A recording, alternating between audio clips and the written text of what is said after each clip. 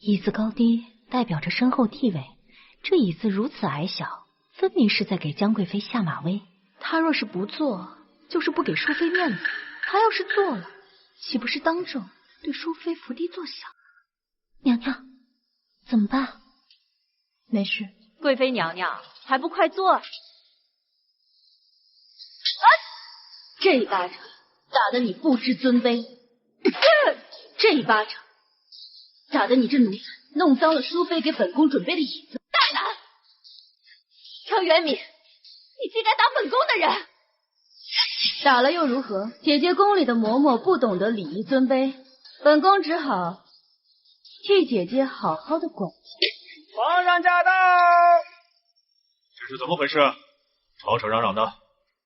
臣妾也不知哪里得罪了贵妃妹妹，竟让她当众打我的嬷嬷，驳我面子，给我难堪。我早就走了，为的就是等此刻。糟了，中了淑妃的圈套。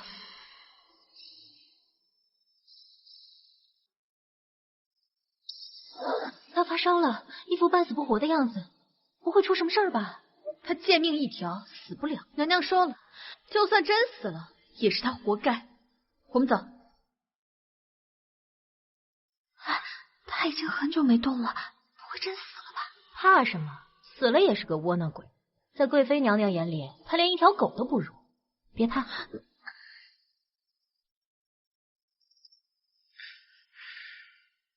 还不能死，我还在墙底，我一定要活下去。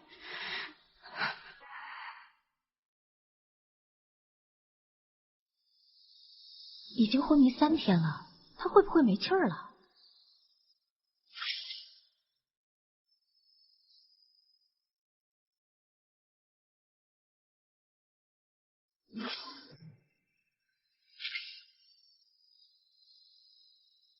死了？算了。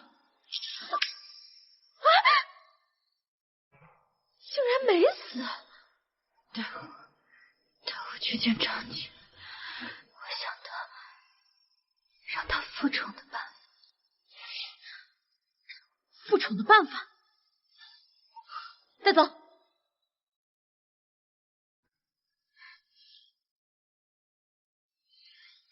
快点！一定要用尽所有手段，抓住慕容征的目光，让他重新亲近我，而不是亲近。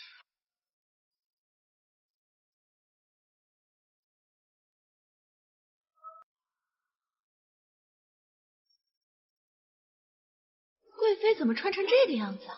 见过淑妃娘娘，您看错了吧？淑妃娘娘莫不是年纪大了，眼神不好，对着谁都能喊本宫的名讳。这位是贵妃妹妹吧？我一时眼花，竟猜错了。淑妃娘娘到此也回不了。姐姐听说妹妹惹怒了皇上被禁足，怕妹妹无聊，特来探望。你是来看我笑话的是吗？姐姐只是来瞧瞧你，既然妹妹过得不错，姐姐也就放心了。我过得自然不错，理不得淑妃你，陪伴陛下2年之久，还是处子之事。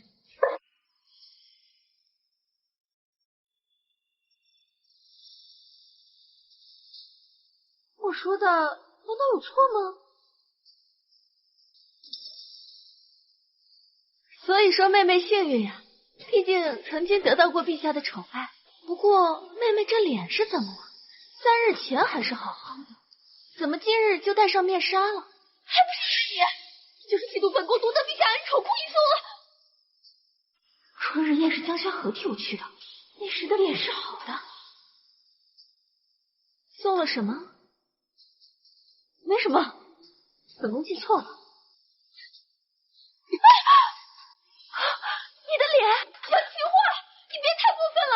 妹妹，你这脸上是新长出的皮吗？3日前还好好的，怎么3日后突然长出新皮了？娘娘竟真将这桃花妆的底妆给画出来了，还画得如此逼真。有志者事竟成，没有什么是本宫做不到的。娘娘心灵手巧，我家娘娘被禁足之后，就喜欢研究一些奇奇怪怪的妆容。淑妃娘娘，她不是被吓到了吗？本宫只是怀疑，这是真的妆吗？不然呢？娘娘擅闯我们娘娘寝宫，还动手掀了我们娘娘面纱，难道不怕日后解了禁足之后，我家娘娘在陛下面前多说几句，牵连淑妃娘娘您？你是在威胁本宫？不敢。杨奇话，我现在只是暂时失势，你不要欺人太甚。妹妹说笑了，姐姐今日真的只是来探望你，没有别的意思。既然你好好的，那我就先走了。哼，什么东西也敢跟本宫抢食？娘娘，刚才江轩和说他想到了帮您复宠的办法，看你今天还算表现不错。看来你是想通了。宣和从始至终一直没有二心。说吧，你打算怎么让本宫复宠？只需一盏孔明灯。宫中可是禁放的，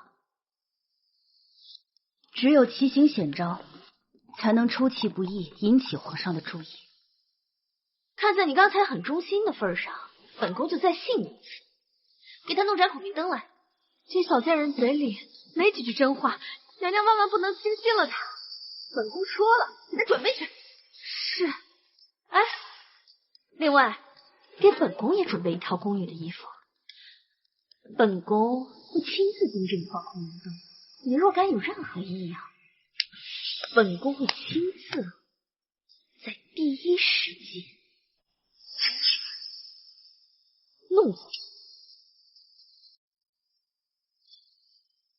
这孔明灯谁放的呀？回陛下，瞧这方向，像是明光宫。你还不快去看看？是。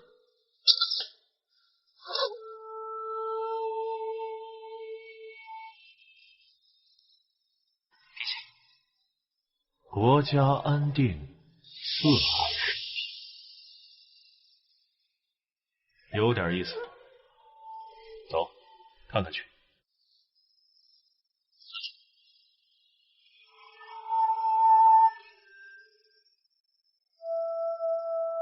江轩和，你这招最好是有用，你若是再敢骗我，就让人割了你娘的舌头。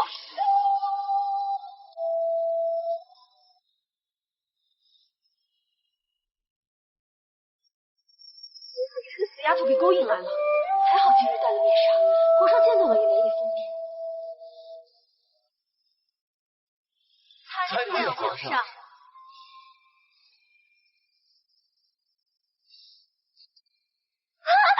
小心！快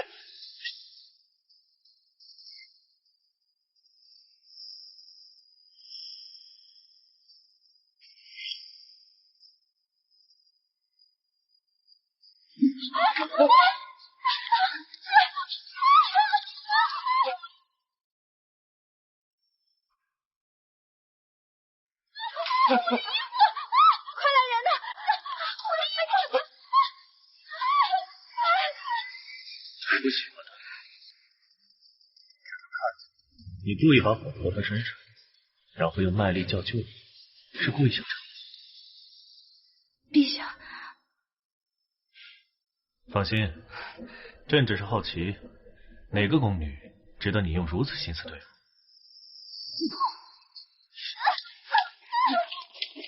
陛下发现我的娘啊！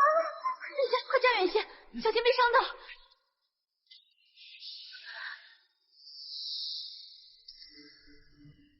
你是明光宫的主子，不喜欢的话，发配到别处便是。可是陛下前些天还说臣妾德行有失，尽了臣妾的足。你是在怪朕？臣妾哪敢？外面好冷，咱们进去吧。贵妃真是勾人的紧啊！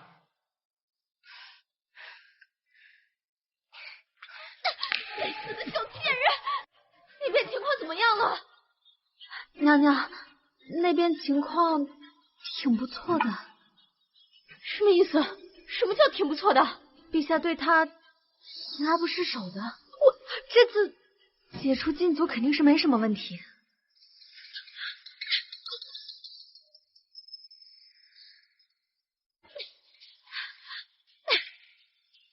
陛下的人本该是我才对，那个贱坯子总是抢走我的本色语录。娘娘，等陛下一走，咱们再好好收拾收拾他。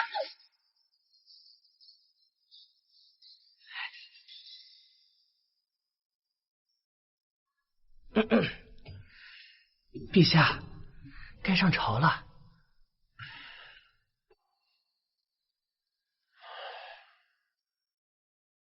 恭送陛下，臣妾有些乏累，就不送了。贵妃娘娘恃宠而骄，如此做派，恐怕又要挨罚了。自下一向导，这次竟没有降下惩罚。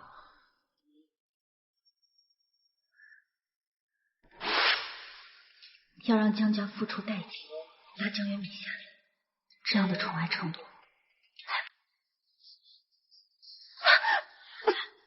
贱人，昨晚要了你多少次？撒谎！不料都替我盯着呢。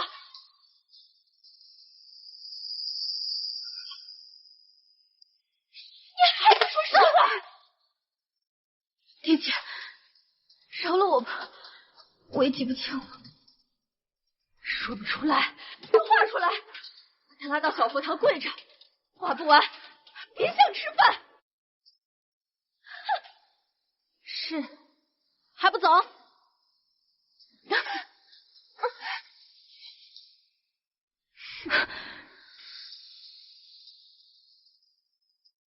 娘娘特意选了小佛堂让你画，就是为了驱使你身上的骚狐狸劲。在画到娘娘满意之前，你休想踏出这里一步。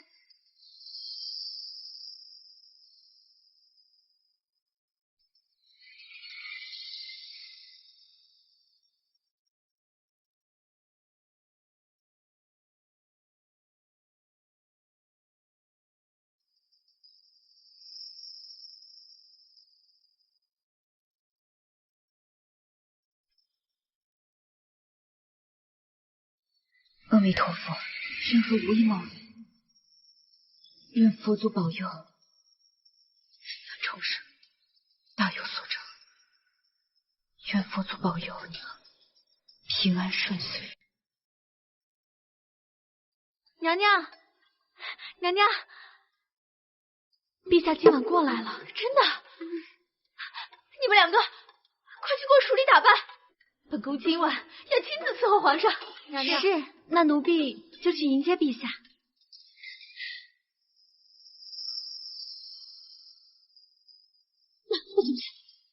把本宫那套磨砂拿出来。陛下，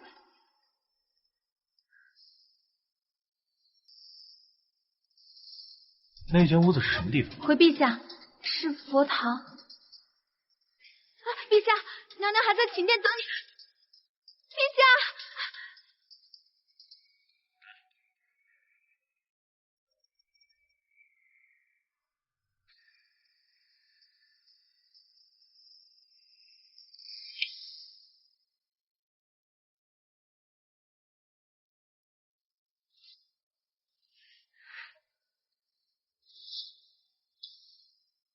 想不到贵妃的画工如此绝妙。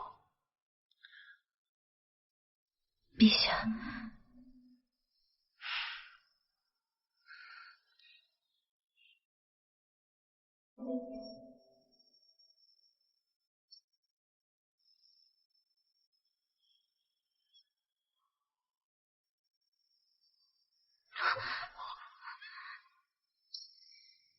这伤口怎么弄的？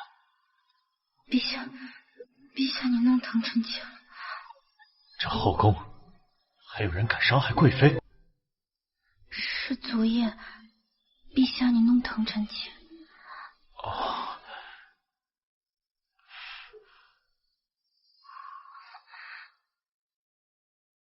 真是娇娇儿。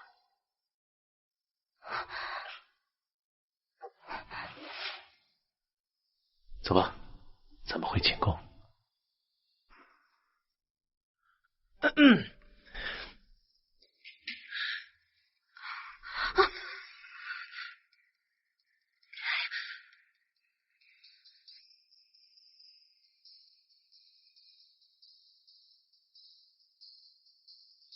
娘娘，不好了！陛下抱着江轩和那个冒牌货往这边走了。什么？四处也没什么能躲的地方。娘娘躲床底下吧，下面空的，好藏人。都给朕滚开！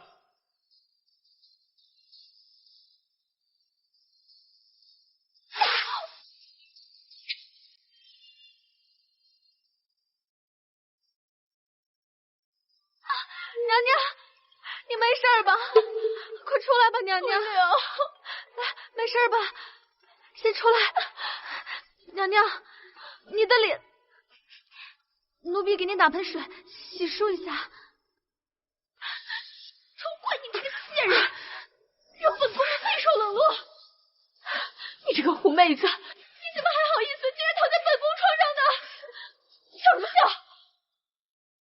你们两个吃里扒外的东西，竟敢笑话本宫！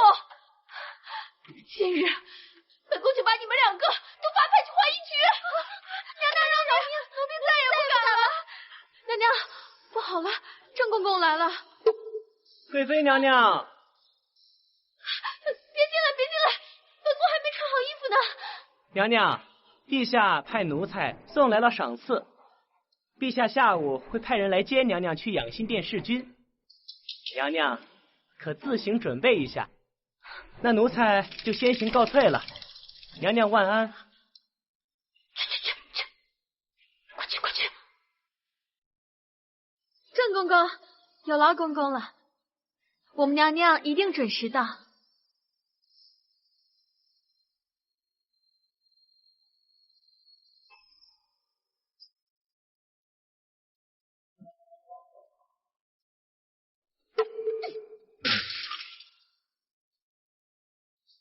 你又勾引皇上赐给你东西，你还挺会伺候男人的吗？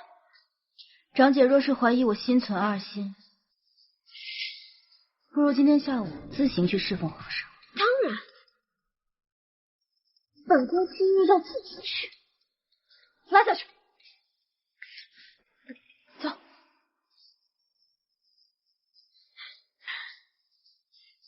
娘娘别生气了，奴婢先帮你洗漱。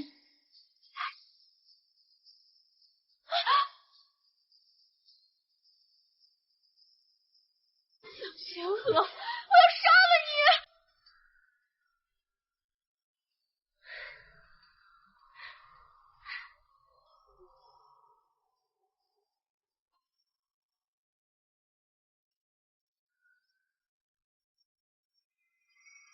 荷包是什么？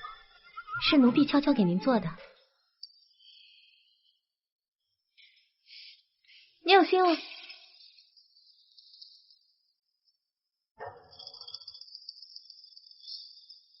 为何披上披风？娘娘，您的风光不能外露，只皇上一人独享。你叫什么名字？还挺聪明的。奴婢春月。那待会儿你就跟我一起走吧。福柳，你替本宫去小佛堂，好好的盯着江轩河，不准他起来。本宫就亲自伺候皇上。走。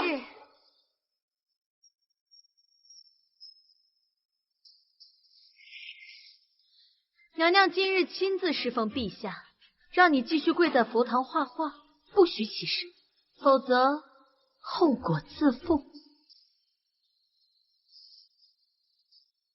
你听清楚了吗？宣和知道。江元礼，既然你这么自信，那今日你就亲自去应付反复无常的皇帝和难搞的淑妃。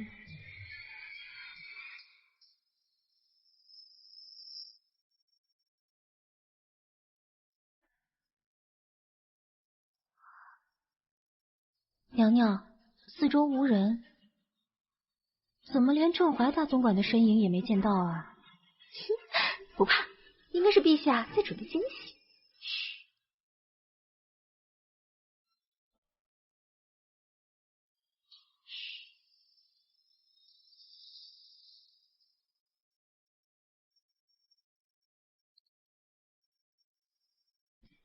这次机会，本宫一定要自己抓住。皇上，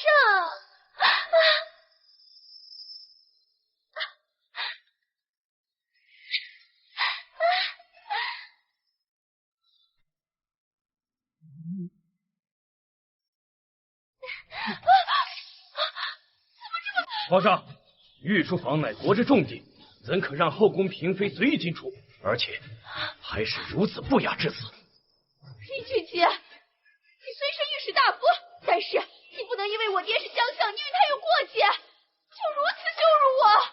江贵妃，你在皇上面前竟也敢如此跋扈！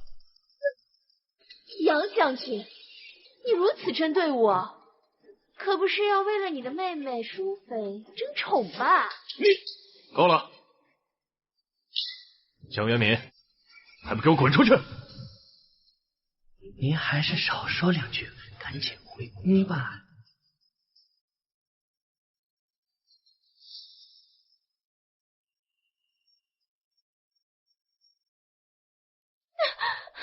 妹妹这是怎么了？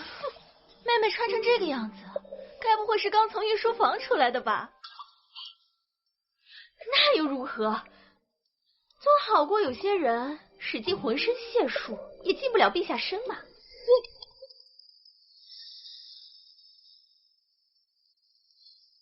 贵妃娘娘如此市井泼妇做派，肯定都是底下丫鬟挑唆。那本宫就替妹妹教训教训吧。你敢！你无缘无故打本宫的丫鬟杨奇化！你这是故意打本宫的脸，让本宫难看！看来贵妃娘娘还不知道，本宫的哥哥击败了宛族侵略，已经班师回朝。若贵妃还像今日一般冒失，那难堪的日子可还在后头呢。杨奇化，你这个小贱人，给我等着！等江宣和替我怀上龙种，我第一个就要除掉你。嬷嬷，接着打，停了吧。都是姐妹，姐姐今日替妹妹教训丫鬟，妹妹就不用同姐姐客气。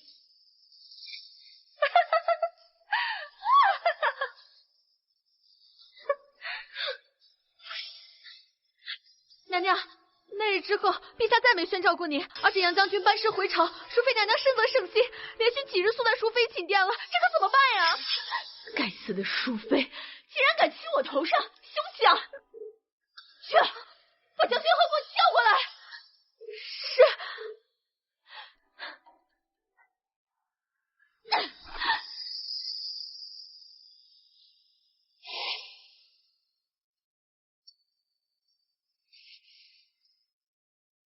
狄姐要的话，宣和已经全部画完了。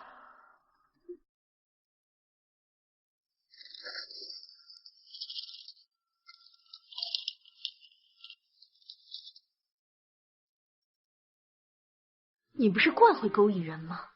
现在到你出力的时候了。你若是争不过淑妃，留不住皇上，你母亲在江府的好日子可也就到头了。这个东西认得吗？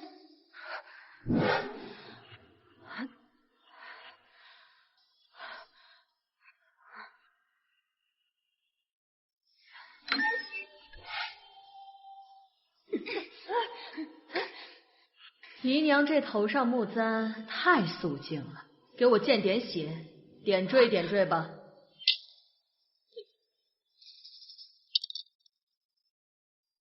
听说你母亲在江府受罚的时候，可是一句话都没有求饶，求的可都是你的平安健康。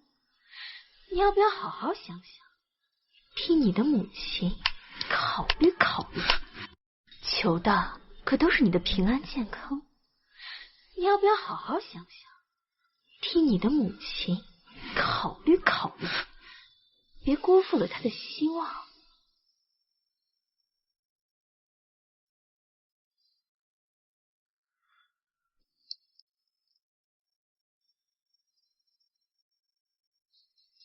宣和一定为嫡姐鞠躬尽瘁，夺得圣宠。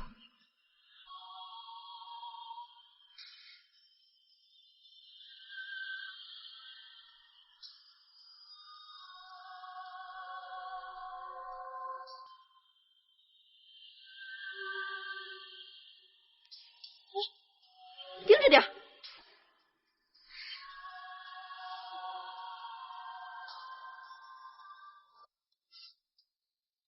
你穿着娘娘丢人那日一样的衣服去找皇上，是想故意让娘娘丢脸吗？今日你但凡不成，你娘就死定了。你个下贱东西，该不会以为自己比娘娘要强吧？你觉得娘娘穿着这身讨好陛下不成，你就能成了吗？是又如何？我告诉你，用木簪磨人的招数还是我告诉娘娘的，你敢这样跟我说话？小心回头我用更狠的招数折磨你娘。是你？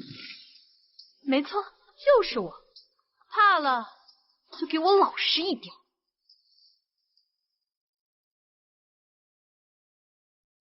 啊！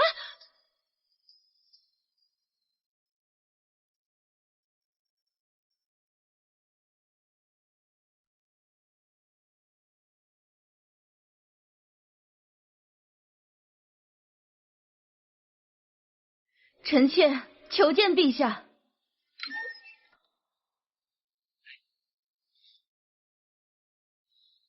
贵妃娘娘，皇上现在正忙，谁也不见，娘娘还是请回吧。陛下不愿意见臣妾，那臣妾就等到皇上愿意见我为止。娘娘，您这又是何苦呢？甄嬛，贵妃想要站着，你由她站。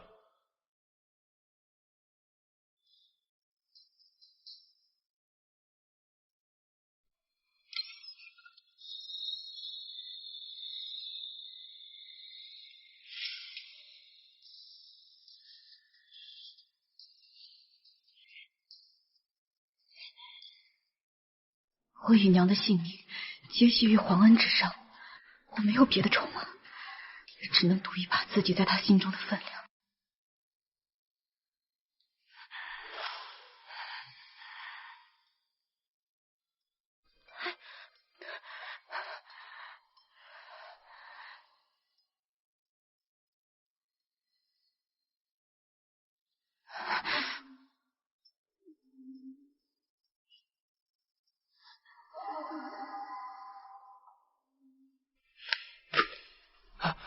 皇上，皇上，朕乏了。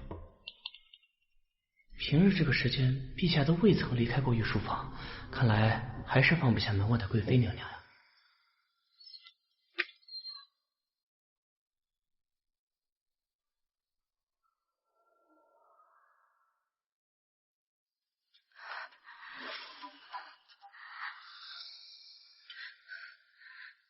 他为什么这般看着不说话？莫不是更生气了吧？生气也只能躲。陛下，糖水已凉，不如陛下随臣妾回宫，臣妾再重新做。好。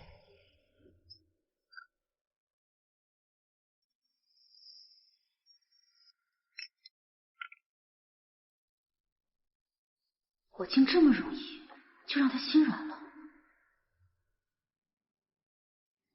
谁干的？跟朕说。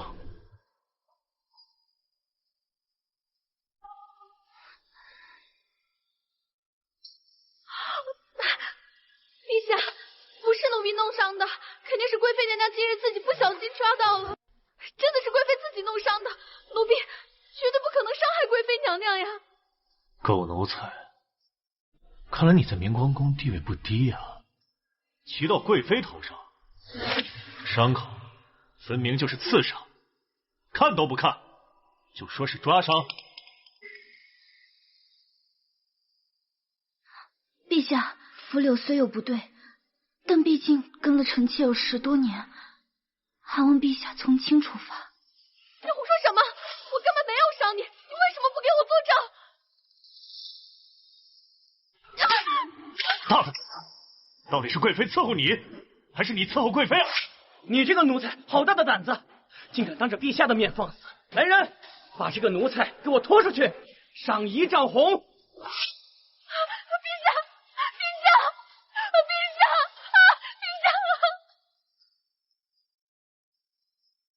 陛下，其实我并无大碍，扶柳也只是怕陛下责罚，才推卸责任，不敢承认。你的意思是，朕做的不对？陛下的决定自然不会有错。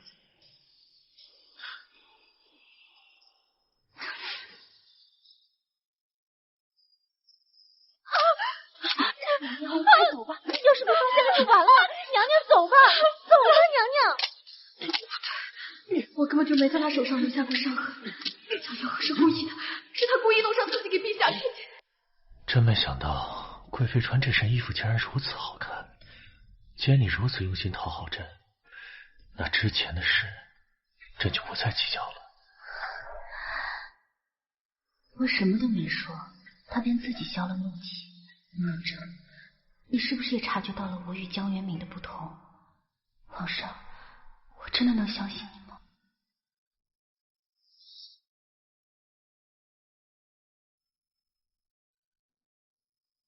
我的好妹妹倒是厉害的紧，穿着跟我同样的衣服，不但让皇上爱不释手，还杖毙了扶柳。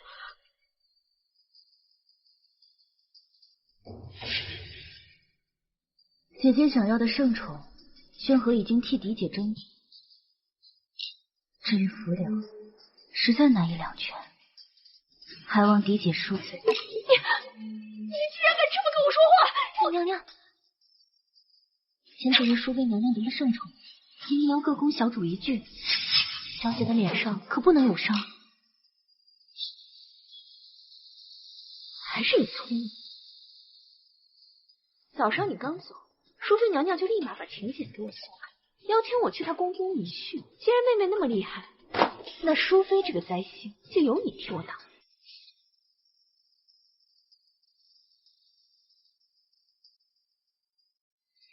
感谢淑妃姐姐盛情邀请，祝淑妃姐姐身体安康，圣恩永驻。大家都是姐妹，不用这么客气，请。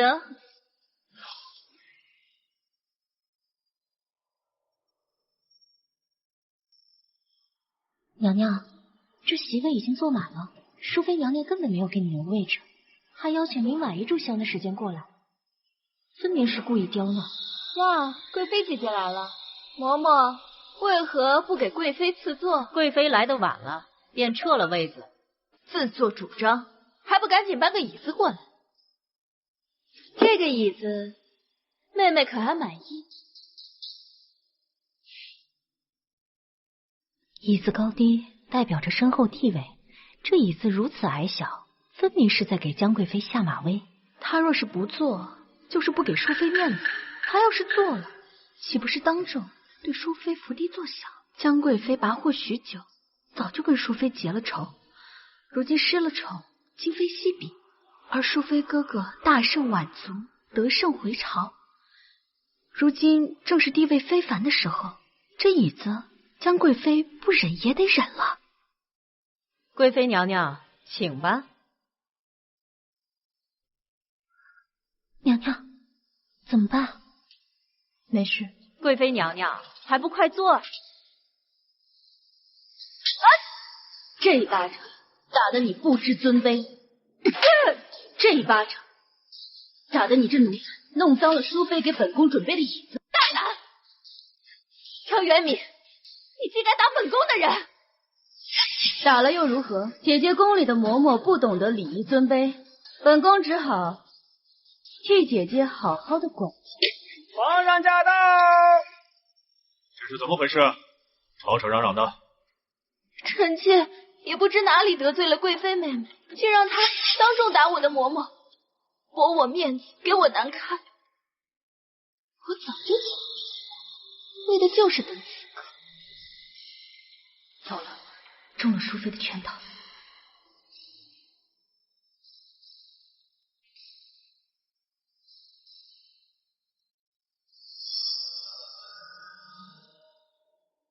姐姐莫要责怪，给姐姐赔礼了。同是陛下嫔妃，大家都是姐妹，臣妾可不敢生气。皇上，刚才贵妃动手打的可是臣妾的乳母，对于臣妾来说，乳母亦是亲人呐。老奴不敢替陛下做主，只求陛下给淑妃娘娘、给杨家中院留一点脸。下，今日是江贵妃晚到才出了乱子，还望陛下明察。陛下，淑妃的兄长军功正盛，若陛下今日不处罚江贵妃，恐怕寒了朝中重臣的心啊。他昨日还帮我杖毙了妇联，今日应该会帮我的吧？贵妃恃宠而骄，禁足5日。江玄河是不是太天真了？竟然会对他生出期待。他是皇帝，生性难测，怎么会真的护着？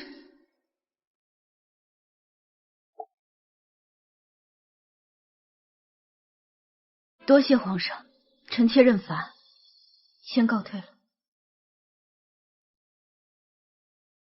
还请陛下上座，臣妾有一些体己话想要跟陛下说。朕还有些公事要处理，你自己看着办吧。皇上，世上从不缺美人，但奢望皇上那丝微弱的宠爱，绝不是长久之计。想要爬到顶峰，要报仇，唯一的出路便是收起真心，满盘算计。再找一个，君王的爱情和信任是最不该奢望的。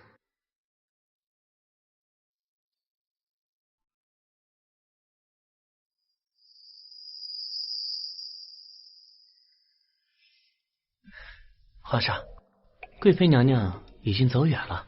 这丫头才禁足5日，就闹什么脾气？要是真罚了她，那还了得？陛下已是轻罚，如今杨将军回朝，风头正盛，若是完全不罚，则是坏了法度，反而会坐实贵妃娘娘嚣张跋扈的罪名。你倒是比她聪明。奴才不敢妄自揣测圣心，奴才知错。哎，皇上。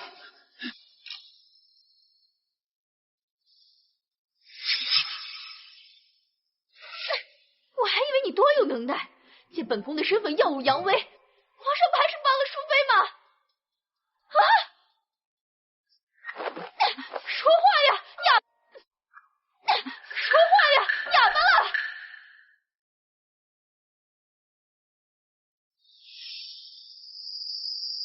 这颗葡萄经由边疆，走了3个月的山路才送到京城，拢共400里。皇上送到明光宫呢，便有200，如此珍贵，还望长姐珍惜，莫要浪费。江玄河，你是在跟我炫耀吗？妹妹的意思是圣宠得来不易，妹妹也是花了很大功夫才得到。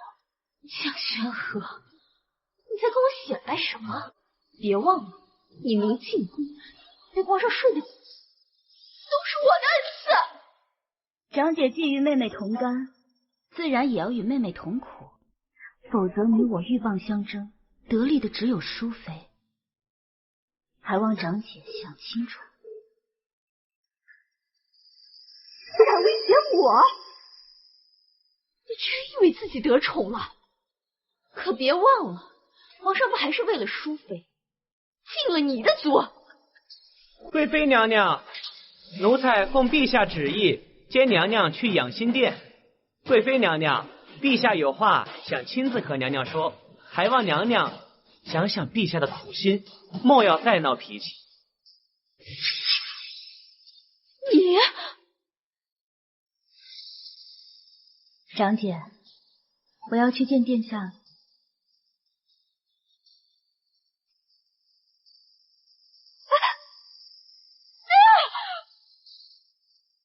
江江和这个贱人竟然变得不一样了。他那派头装的比我还足，真当自己是贵妃了。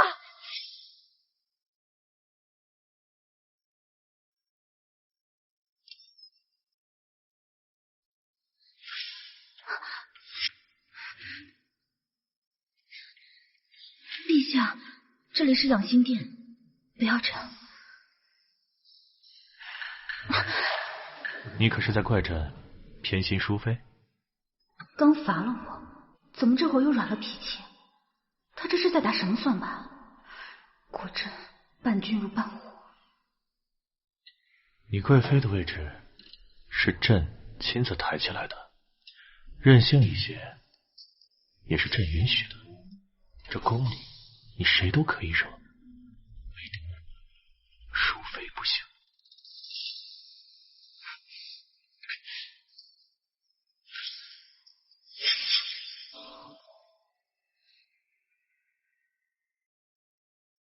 臣妾深知陛下厚爱，不该四处招惹是非，臣妾知错。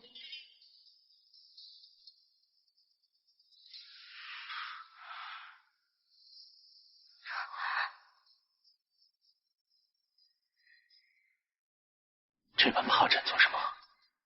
朕又不会吃了你。朕知道你今日丢了面子，今晚朕帮你把面子争回来，好吗？陛下要做什么？你喜欢朕的养心殿吗？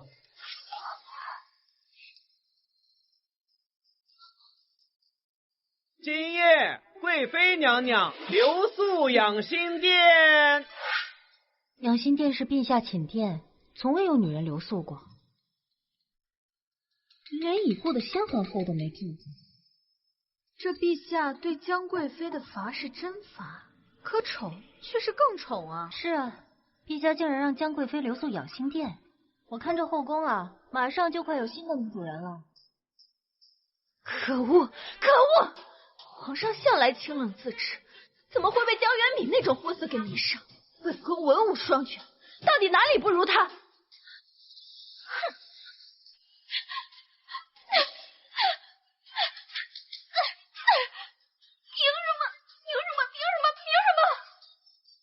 同样的容貌，同样的身段，凭什么他就住在养心殿里面？可皇上每次见到我，都厌恶的让我躲到暗处。明明从小他就是我踩在脚下的烂泥，再这么下去，他成江贵妃了。你给我出来！去吧，人体面具给我取出来。是。嘿，你出来！你去丞相府给我接个人去！去啊！去啊！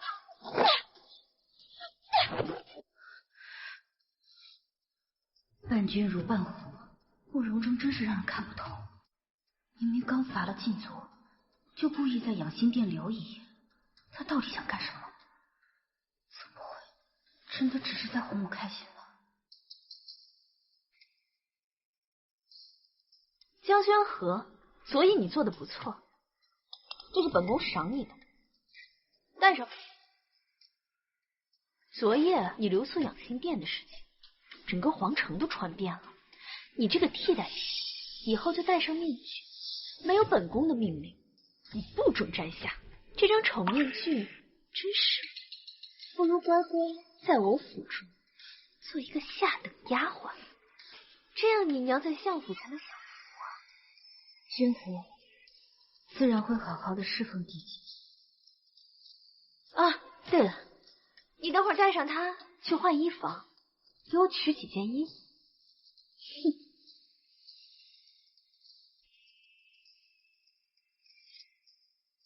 换上这张长脸，我想怎么折腾都不会有。浣衣房在皇宫最南边，距离甚远，他却故意让我独自去取这么重的衣服，让人早上下狠狠刺痛了香莲。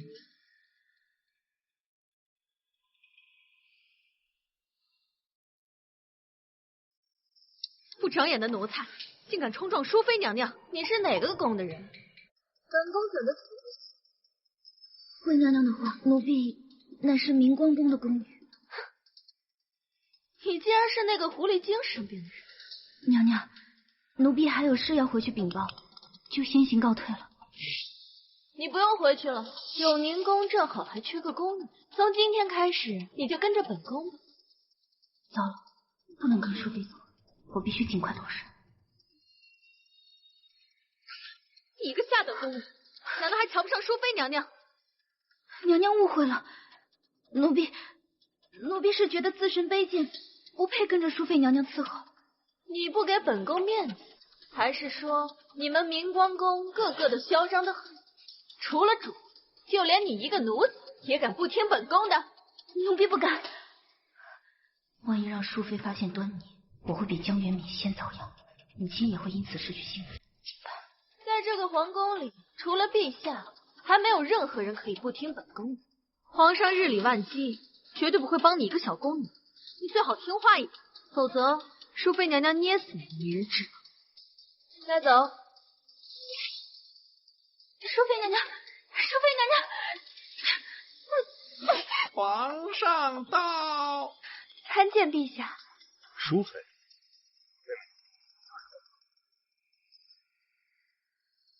陛下，臣妾有一事相议。贵妃宫里的这个小宫女，臣妾很是喜欢，想要留下。本想着去贵妃宫里去要来，没想到遇见了您，臣妾便想让皇上。什么宫女能让我妹妹如此满意，还要亲自去人面前去？朕也好奇，什么样的宫女值得贵妃亲自来求？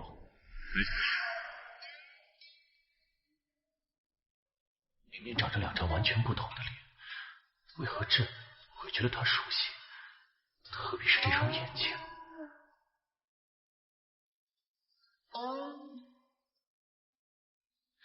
陛下不过是一个面容丑陋的小丫鬟罢了，您就赏给臣妾吧，求您了。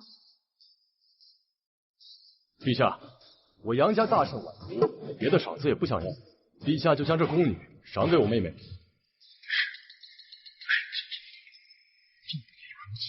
不赏这个。既然杨将军这么说了，不可。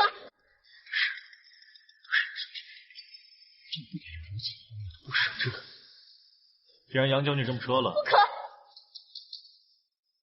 求皇上不要把我的丫鬟送给淑妃。贵妃娘娘，你连一个小丫鬟都不舍得给我，难道是瞧不起我不成？妹妹莫要生气。贵妃娘娘，你竟敢看不起我妹妹！我可没有，你自己说的。糟了，江元敏是个草包，恐怕也起不了什么作用。若贵妃娘娘并非看不起我杨家，那这宫女我妹妹就带走了。不可！不，陛下面前轮得到你一个宫女拒绝？将军莫要生气，先听听这宫女的解释。回皇上的话，奴婢是贵妃娘娘的陪嫁丫鬟，自幼和娘娘生长在一起，感情深厚，实在是高攀不上淑妃娘娘。陛下，求你不要把我的陪嫁丫鬟送给淑妃。哥哥，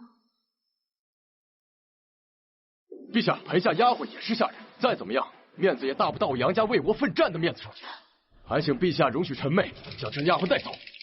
请陛下容许臣妾带走这个丫鬟。求陛下成全。明明是个臭丫头，为何朕只要看一眼这双眼睛，就会不忍心？他这个眼神，难不成是认出我了？萧人民给的人皮面具到底行不行啊？不会真的被发现了？陛下！贵妃宅心仁厚，与陪嫁丫鬟情深意重，朕实在不忍心割爱。陛下，杨将军，杨家功勋无量，莫说一个下人，整个大周，你想要的，朕都会。臣不敢。陛下莫要为难，一个小丫鬟，臣妾不要便是了。杨将军和令妹久别重逢，好生叙旧去吧。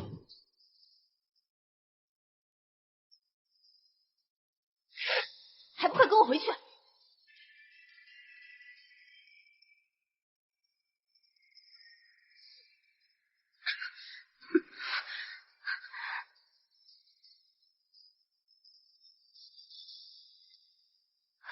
哥哥，莫要着急，哥哥再给你找10个宫女就是了。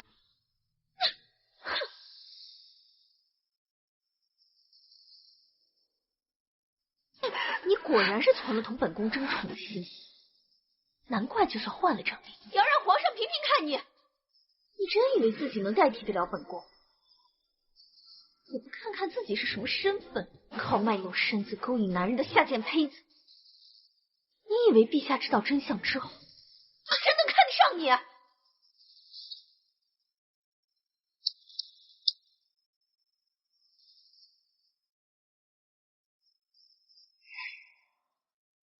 江宣和，他们几个，你可还认识？江宣和，午夜梦回时，你可会想起我们当初是怎么教你规矩的？自然记得，不敢忘。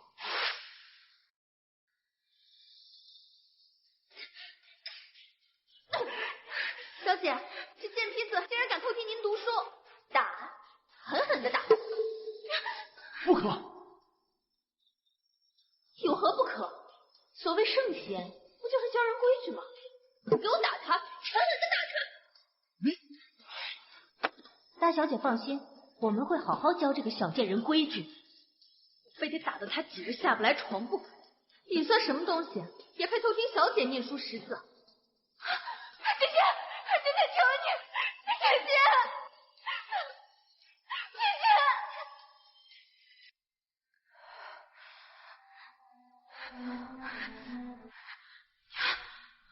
娘，来人！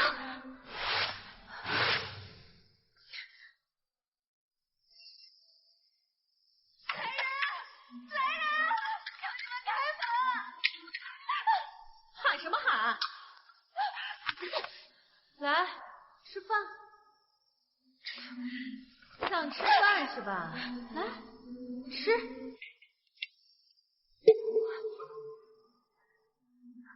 姐姐，那碗饭馊了，快给我们1碗不馊的米吧。我娘已经3天没有吃饭了，给我们。够吃剩的才能轮得到你们，还想挑三拣四？不想饿死就捡地上的吃，不想吃地上的那就饿着吧。我们走。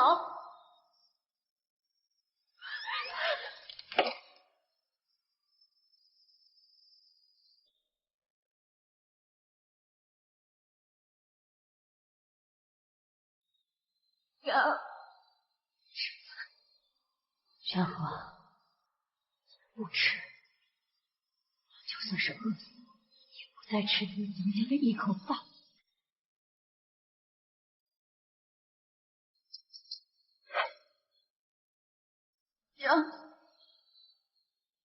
娘活着，只有吃了才有未来，才能活下去。娘，您吃。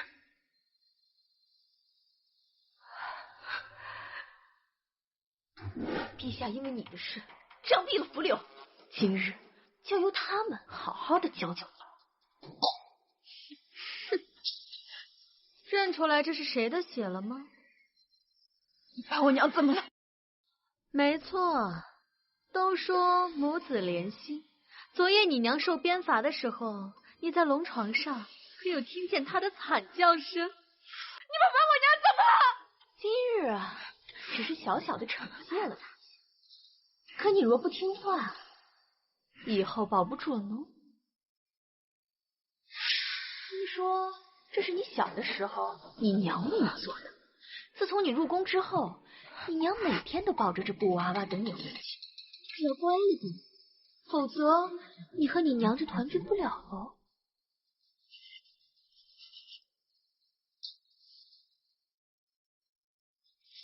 为我做事，待你顺利的诞下龙子，你和你娘就自然会团圆了。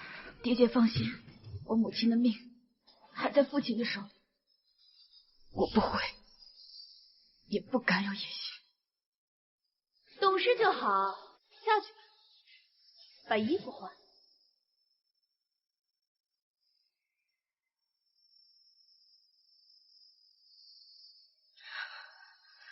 不能再拖了，进去，进去，我也不屑这邪场，一定要听清楚。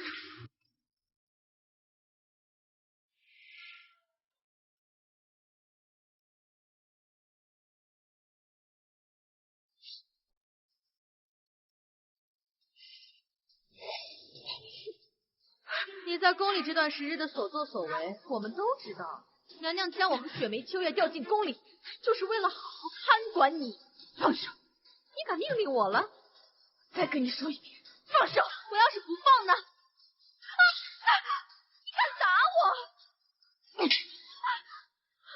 萧萧何，你疯了！最好现在就去告诉江月你，你给我等着！不光是你，还有你娘，都休想好过！一个丫鬟也想随意教训，拿我母亲威胁，休想！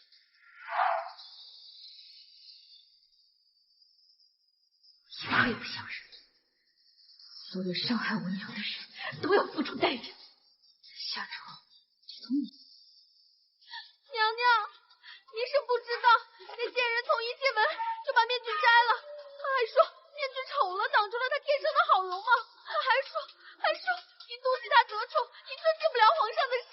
什么？他真是这么说的？千真万确呀，娘娘！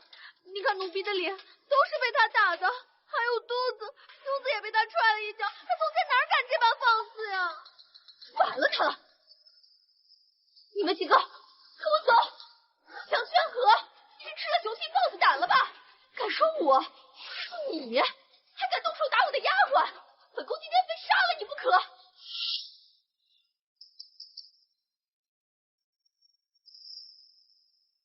谁干的？他。娘娘，不是奴婢弄的，娘娘，娘娘，不是你，难不成还是我自己划伤自己？我是杀了夏主一耳光，可也是他先动手，用剪子划伤我的脸，我实在是气不过才还手。夏主自幼伺候长姐，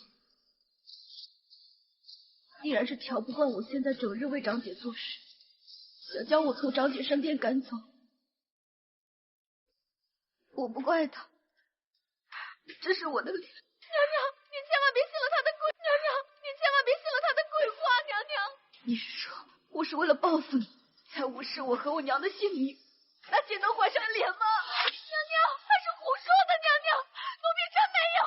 娘娘，别狡辩了！你说江轩和他何志远为了报复你，伤了他自己的脸？来人，拖下去，杖30大板！娘娘，奴才是冤枉的！娘娘，这30板子打下去，夏主会没命的。娘娘，你就饶过夏主一次吧。若真的毁了容，就不止30个板子了。春月，你快去把我爹赐我的珍宝拿过来。是。娘娘，不管多名贵的药材，都不惜任何代价，都给我拿过来。务必在秋收之前把他的脸给我治好。是，娘娘。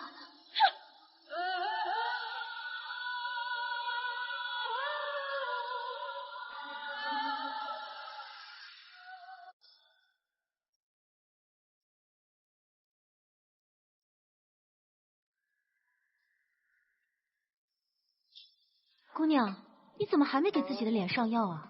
伤药留着再值钱，也不及你的脸重要呀。母亲受了鞭罚，我得多备些药物。可是，这已经是贵妃珍宝库里的最后一瓶秘药了。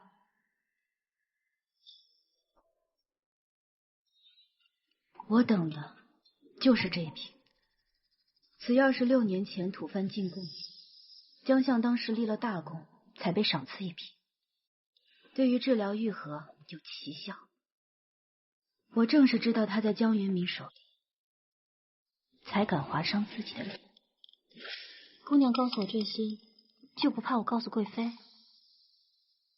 春月姑娘，你不会的，因为我们的敌人是一样。奴婢不知道姑娘在说什么。春月，我知道你明白。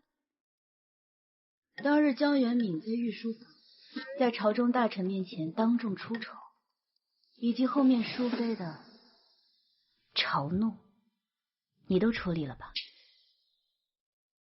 你是怎么知道的？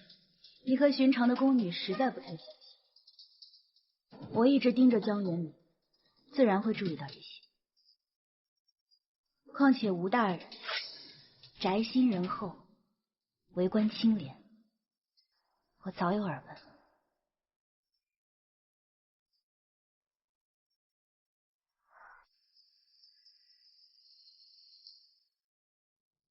没错，我是甘州周衍的女儿吴梦春。江相因一己私欲害我全族，甚至连我80岁的祖母和3岁小儿都不曾放过。我隐藏身份，卖身入宫，勉强以宫女的身份苟活，只想为我全族讨一个公道。有些人一出生便衣食无忧，有些人卯足了劲儿，才在这世上捡回一条命。看在你我都是后者的份上，还望春月姑娘能助我一臂之力。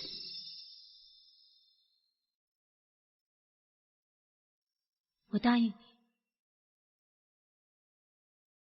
只是姑娘，现下你无权无势，想要出一口气的话，恐怕付出更大的代价。我不怕，即便是输，我也要与江家鱼死网陛下只在半月前来了2次，每次说走就走了，根本就不与我亲近。最近几日，他是来都不来了。娘娘，近日淑妃总是摆出一副统管6宫的架子，再这么下去，恐怕淑妃真要得逞了。他那平庸姿色，还敢跟我争皇后之位？娘娘，不如让江宣和摘了面具去讨好陛下，为您和江家争宠。对呀，江宣和呢？我把所有的名国药材和秘药都给他了。按理说3日便可好，他怎么半个月还没好呢？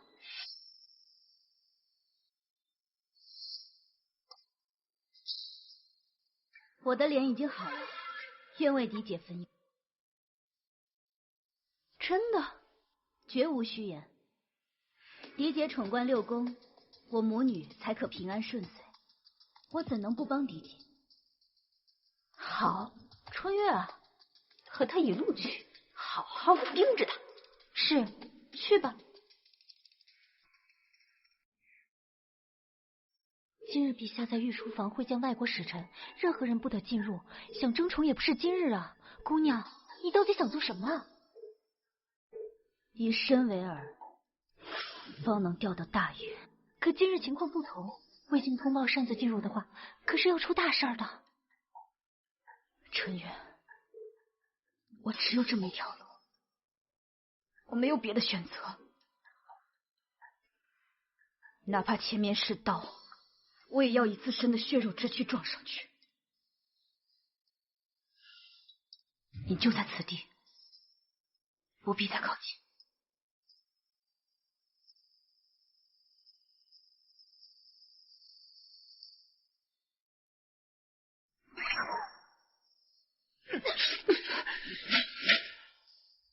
什么人，竟敢冲撞御书房？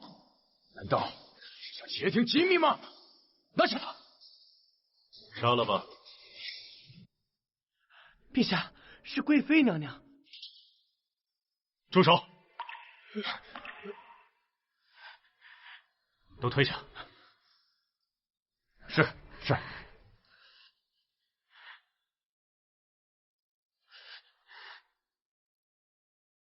臣妾参见皇上。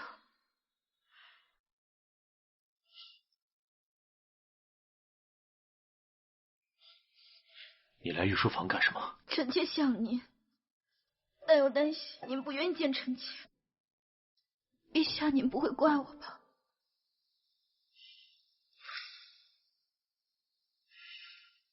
你如此胆大，当真以为朕不敢罚你？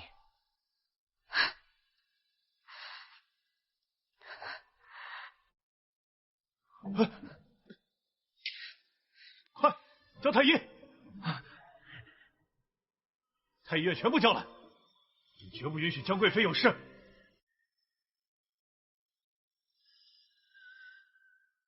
臣妾没事，只是太想陛下了。皇上忽然冷落臣妾，臣妾也不知道做错了什么，想了好久，我怎么也想不明白，所以才亲自来询问。朕不计较你擅闯御书房，你给朕撑住啊！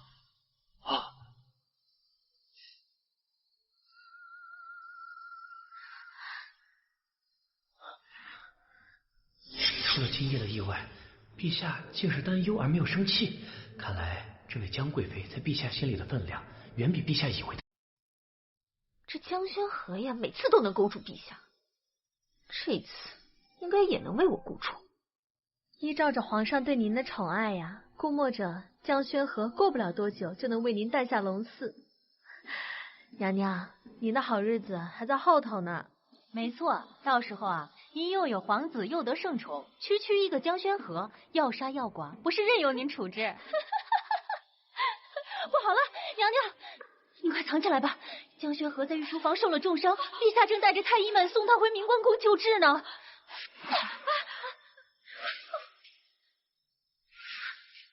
滚开！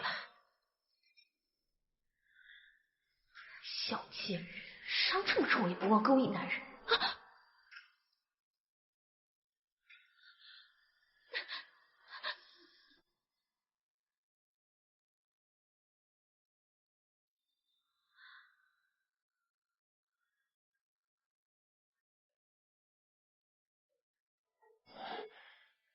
陛下，还好剑锋离心脉差了2寸，否则神仙难救。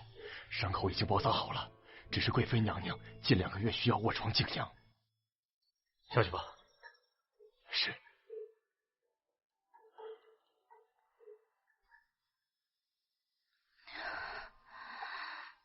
疼吗？疼。以后还敢吗？还敢。也就你敢对朕这样说话，被你耽误的国事，朕一会儿还得去处理。你快睡吧，睡着了，朕再走。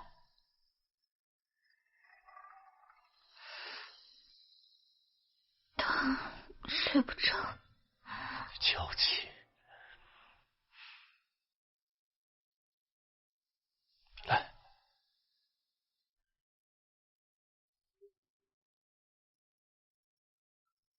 伤口不挨着床，可有好些吗？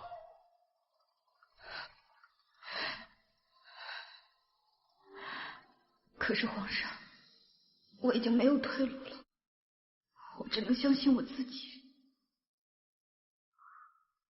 哭什么？朕不走了便是。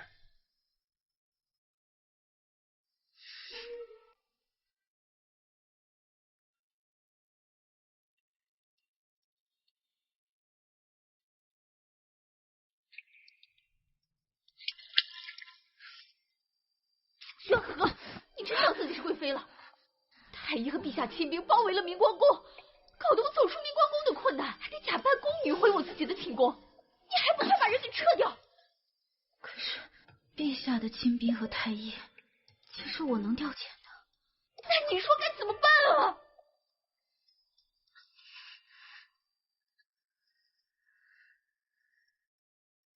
不如嫡姐先回相府小住几日，等我伤好了之后再回来。你这是要把我赶出明光宫吗？我也是替嫡姐着想，我伤得如此之重，嫡姐想要留下，也得在自己身上留下一个一模一样的血窟窿才行。即便嫡姐不怕疼，也愿意重伤自己。可是皇上的安慰的剑，这伤口不是普通刀剑随意可以模仿的。难道我只能将我的寝宫、我的身份留给你不成？嫡姐也可以冒充宫女，在我的屋子里小住几日，只不过就辛苦了些，每天干些粗活累活，这样才不会被陛下发现。毕竟现在明光宫内，陛下的耳目众多。你这个小贱人，你休想让我给你当牛做马！本宫今日便回去，很快便回来，你等着。江元敏，你走出这明光宫，就休想再回来了。开门！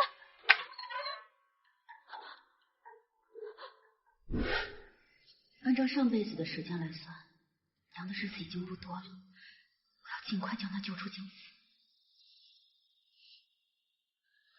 春月，你帮我去取硬东西。是。爹娘，已经1个月了，还是没有消息吗？我到底何时才能回宫？总不能让江轩和那个小贱人占了我的位置啊！放心，他娘还在府里，他不敢霸占你的位置。可是宫里的消息已经彻底断了。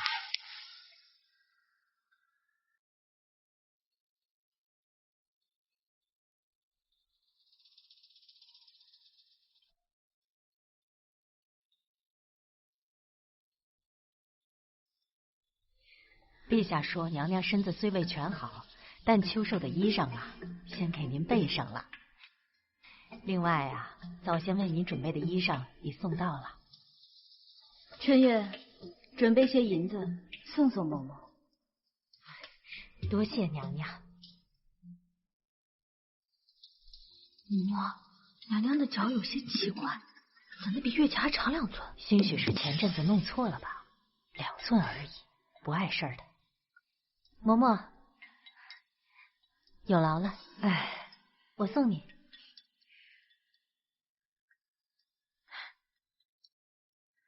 你看，皇上还真赏了不少好东西。你不会真把自己当贵妃了吧？这衣服是我们小姐的，可不是你随随便便能碰的。我的身体还未痊愈，你我身段又相似，不如替我一试。这衣服是你让我穿的，要是娘娘怪罪起来，你休想推我出去背锅。我不会说的。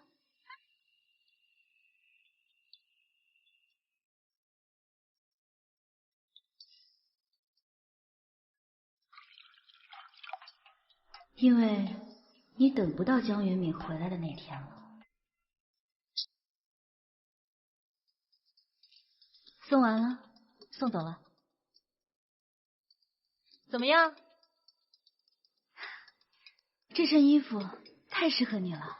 哎呀，真好看。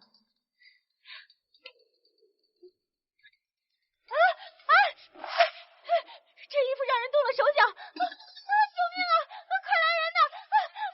救命啊！是不是那个贱人搞的鬼？春月，快去叫太医。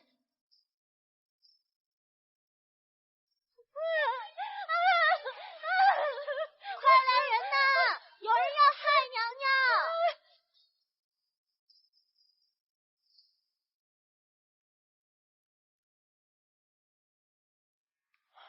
陛下，陛下，上衣房送来的衣裳，臣妾手臂还有伤，便犯了懒，让贴身侍女去试，谁成想却被人下了毒药。太医，怎么回事？启禀皇上，有人在衣服上下了岐黄散，想让贵妃身体溃烂。上衣房怎么办事的？出来衣服有问题都不知道。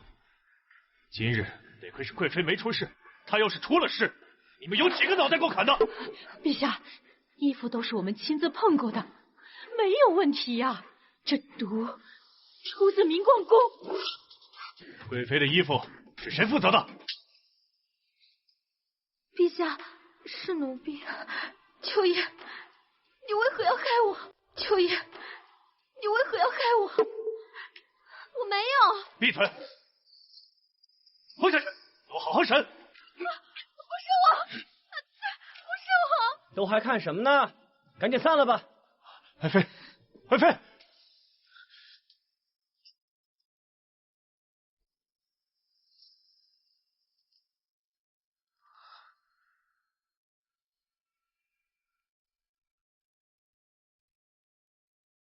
将军府有异样，正要出去一趟。甄嬛，你守住明光宫，你照顾好贵妃。是。皇上，皇上，你有什么话你就直说。上衣房发现贵妃娘娘的脚比月前要长了2寸。朕允许你有小心机和秘密，只要别踩在朕的底线上。皇上，要不要派人去查查？罢了，随他去吧。是。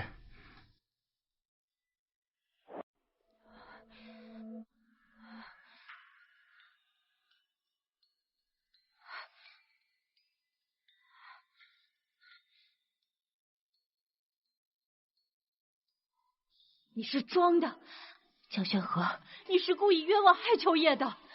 没错，我命令你立刻去跟皇上解释，放了秋叶。你当真把自己当主子了？你可是忘了从前在相府是如何对我们低眉顺眼，像条狗一样。以前是以前，以后你的命都在我的手里。只要我一句话，你就会和秋叶一样被审问用刑。不过应该你们什么都不敢说，因为不说，死的就只有你们自己。而说了，就是酒足。上了刑之后，连想死都变成了一种奢望。不知道是秋月的骨头硬，还是你能撑得更？不好了，快来人呐！救命啊！你竟然敢把事情闹大！蠢死了！我逼你发疯，就是为了把事情闹大。怎么回事？雪梅，她要杀了贵妃娘娘！什么？你们俩给我进来！来人啊！救命啊！把他给我拿下！把他给我带走！娘娘，你没事吧？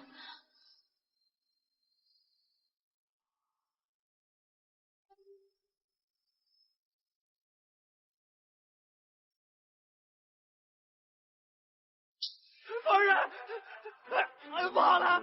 明光宫出事了，丫鬟秋叶给江宣和下毒，雪梅对江宣和动手，事情闹大，传到陛下那边去，陛下圣遗，亲自押走了秋叶和雪梅啊！这万一被查出来，我们全完了呀！撤！我要即刻去。爹，后跟我说，我跟你一起去。还不快走！哎呦，这怎么回事？我是贵妃的父亲，女儿生病，我这个做父亲的为何不能见呢？放我进去！让他们进来吧。是。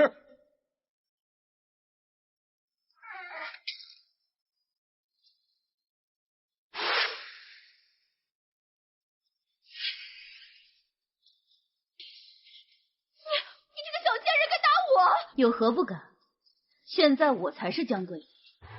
小贱人，才滥竽充数了几天啊，就真把自己当贵妃了？看我不撕烂你的嘴！江宣和，你到底想要干什么？说吧，你想要什么？还是父亲聪明。爹，你你不必和他谈条件。他娘的命在我们手里。春户，现在还跟当初的局面一样吗？父亲，你怎么还帮着他说话呢？他不听话，杀了便是。只要秋叶雪梅一死，我们的秘密陛下就不会发现了。愚蠢至极！竟然还不懂，他在以自己的血肉作饵，在布局。受伤那一刻，就是为了和你区分开。真正的江贵妃身上有伤，而你没有。现在是他求我们留他的命，可是我们得。江玄和，你个小贱人，竟然从一开始就在算计我！就你为什么背叛我？贵妃娘娘，我从一开始就是为了报仇入宫的，何来背叛？你们江家就是自作孽，不可活！到底想要干什么？说吧，要怎么样才能配合江家继续联系？我要我娘的自由。还有呢？说完。我只要我娘平安。就这么简单？竟然，我只有永远留在这深宫中，成为江贵妃，我娘才有真正的自主。一旦我没有与你们对抗的筹码，放我娘离开的下一瞬，我们的命应该早就没了，对吧？你现在这个样子，倒是比敏儿更像我。既然如此，答应你。爹！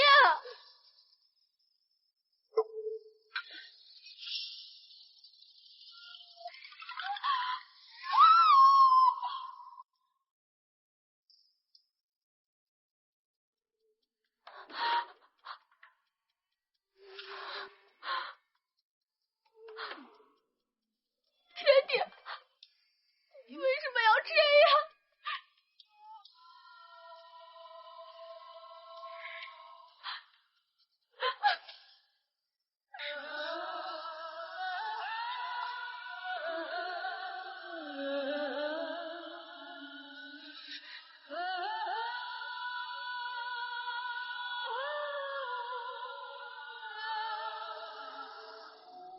今后我江家只有你这么一个女儿，江皇后也只会是你。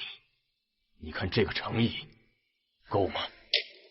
明明一切都结束了，却有一种错觉，好像现在才是真正的开始。陛下驾到！